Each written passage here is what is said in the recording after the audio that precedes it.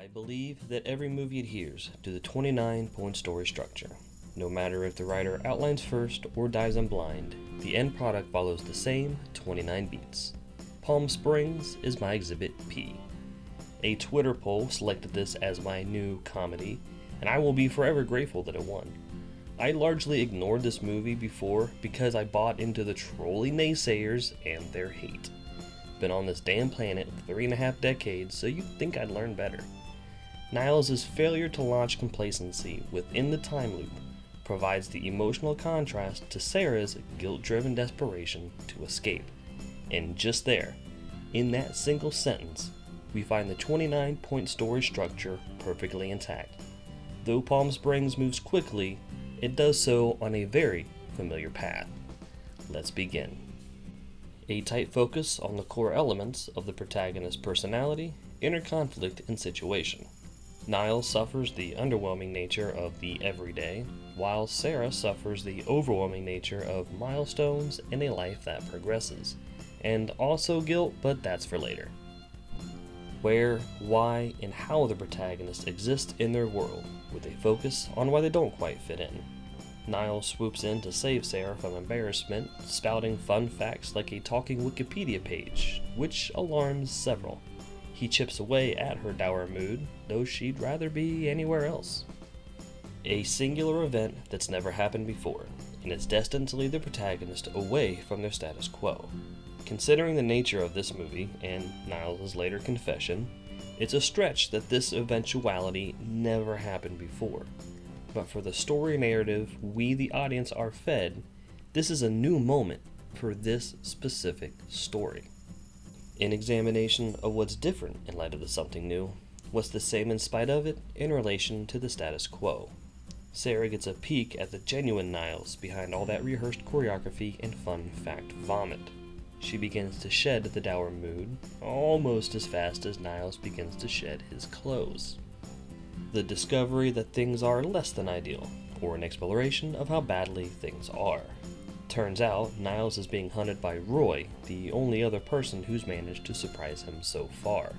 He panics as Sarah follows him into an ominously glowing cave, and boom, his day restarts. Characters dedicate their effort to a specified goal, which is smaller in scope than the primary objective of the third act. And it turns out Sarah followed Niles into that cave, which means she has to come to terms with a time loop now too, which means watching previously unexplored consequences play out. A brief checklist of the story elements needed for the second act, the temporal limitations of their shared experience, and the physical limitations of their shared experience. The singular event that launches the protagonist into the wild jungle of the second act, also called an oh shit moment. Sarah stubbornly charges headfirst into the boundaries of her new, caged existence, desperate for escape. Oh shit. Characters must learn all new rules and expectations distinct to this adventure. Sarah tests the stay awake boundary of her cage on her own. Then Niles tells not shows his own struggle with accepting his endless situation. And like a good mentor, he leads by example and shows Sarah how to just let go. Characters showcase their ability to grow in the areas this adventure requires, typically through external means. Sarah finds enough calm to begin processing everything and coming to terms with it, and Niles explains Roy's origin. Characters face legitimate and understandable reasons to deviate from their stated convictions, agendas, or desires. Roy brings pain and unpredictable chaos, which shatters Niles' Zen-like nihilism. Sarah finds the prospect of an eternity alongside a violent psychopath less than appealing. An escalation of problems that vex the characters. Niles reveals his stunted sex life in a nexus without consequences, and his lack of perspective and memory, and triggers Sarah's anxiety. She again tries to negotiate her way out of the cage. Sarah gambles on her karma theory. Characters evolve internally by utilizing everything they've gathered and learned. When that last shred of hope for escape fades, she embraces her temporal immortality by upping the stakes on Niles' shenanigans. and just generally making existence a little less painful for the both of them. Journey-weary characters reconcile the reality of their ongoing situation with who they were in the first act. Sarah clings to her past, to who she was before the cage.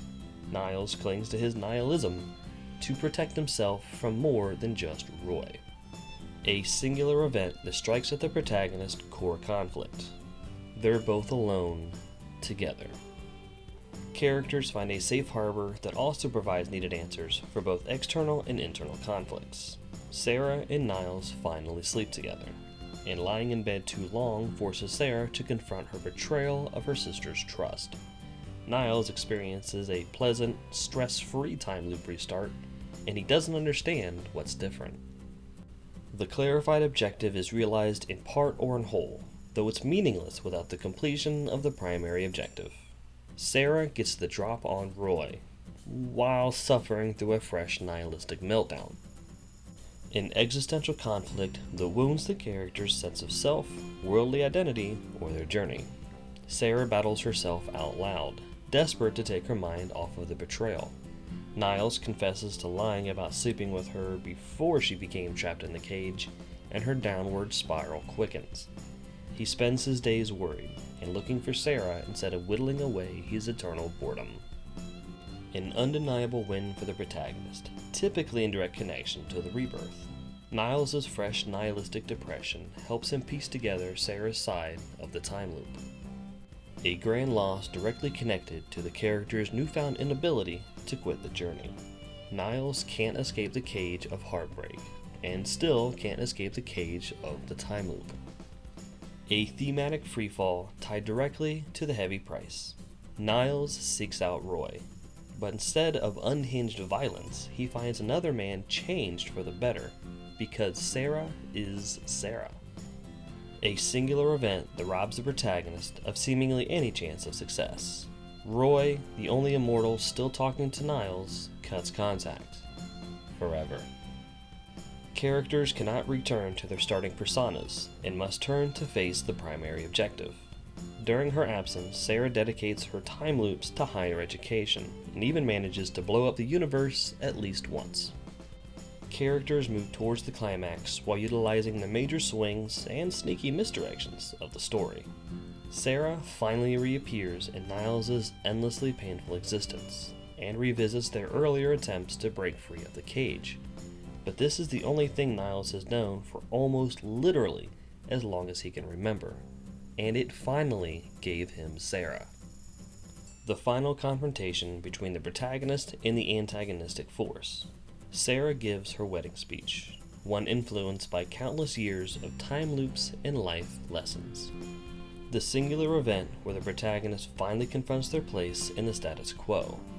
Thanks to some conveniently clever wording, Niles shakes himself back to reality, and he wants reality. The direct aftermath of the climax. Niles gives his life lesson non-speech, one influenced by every time loop since he met Sarah. The consequences of the climax in relation to other characters in the status quo. Niles and Sarah leave Roy behind and face off with the rip in the space-time continuum. A tight focus on the protagonist contrasted from the opening.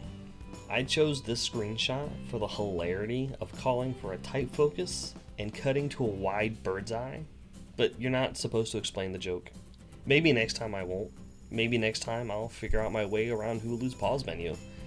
Or probably not, since it's best to move on from this video to the next, and let them all be my November 10th. Because Sarah and Niles escaped their time loop. See what I did there? You're not supposed to explain the joke? Maybe next time. And there you have it. My 16th example to support my argument that all movies follow the exact same story structure, regardless of how the writer approaches their craft. The sequences in Palm Springs flew past, some timing out at less than 3 minutes, which is crazy fast over the course of an entire movie. Nevertheless, the 29-point story structure is present.